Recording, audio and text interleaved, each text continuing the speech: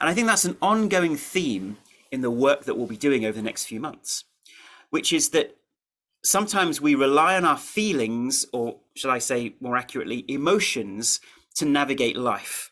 And certainly in New Age programs, we hear about, oh, just follow your heart, follow your feelings, follow your emotions. And there's often confusion as to what that means. We're differentiating intuition from emotions. Yeah, so intuition is a more heartfelt feeling that comes before we think about something, whereas emotions are often reactions. They're thought reactions that have emotions attached to them, to our situation or things around us. And especially because we have a lot of brain activity going on, brain fog, we have lower levels of serotonin, which is the feel-good chemical, dopamine, which is the motivation and reward chemical, endorphins, which are your natural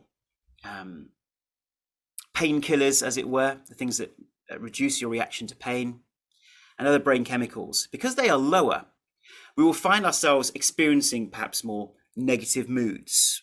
And we sometimes think, I'm a positive person, but why are these thoughts coming up? It's simply due to the brain chemistry and obviously these underlying patterns that we're going to be addressing. And therefore, we don't want to navigate our motivation to do the program from how we're feeling on a particular day. We simply put these things into place during the day like good habits. Like we brush our teeth, have a shower each day. We don't question that. We don't think, do I feel like brushing my teeth today? Oh, I'm not sure. I don't really feel like it, right?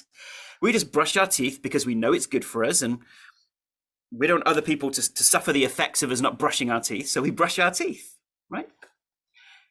In the same way, with these tools and techniques, they become good habits that we install into our day. And finally, some other pitfalls that we want to become aware of is, one of the big ones in this condition is perfectionism. Yeah.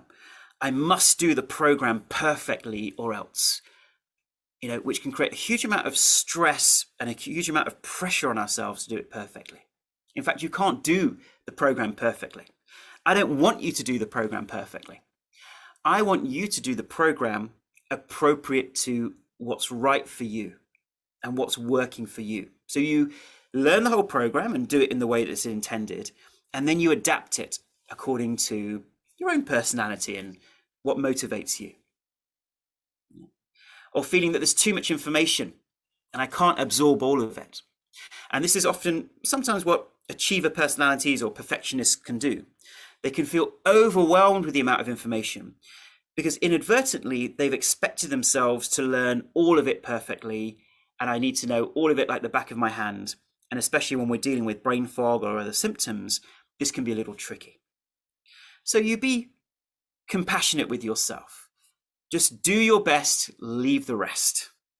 And that's a mantra you're going to be hearing time and time again on these webinar series. And finally, sometimes we can have a lot of external stress in our lives. There can be people around us, our family situation, that can make it tricky to find the time to do the program. Or we may be perhaps a busy mother or father, a busy household, and thinking, how am I going to find time to do this? Or I've got a lot of stress around me. Even in those situations, I believe that we can employ the Gupta program. Because what I ask you to do is simply focus on at least 30 minutes a day. So that's the breathing and meditation in one sitting, and then practicing some techniques throughout the day, which can fit around your normal lifestyle. So we have people who work in full-time office jobs who are still able to put the program into practice in their own way, adapting it in their own way. So once again, as we go through the program, let's become more and more aware of those little patterns that come up, those little thought patterns that indicate to us that something's wrong, we can't do the program, it's too much, it's overwhelming, I can't do this. And we don't try to fight it, we just write them down. Just become aware of it for the moment. And we'll obviously, for those of you who've already done it, you know how to retrain those patterns. But for everybody else, as we go along with the program, we'll teach you how to deal with those.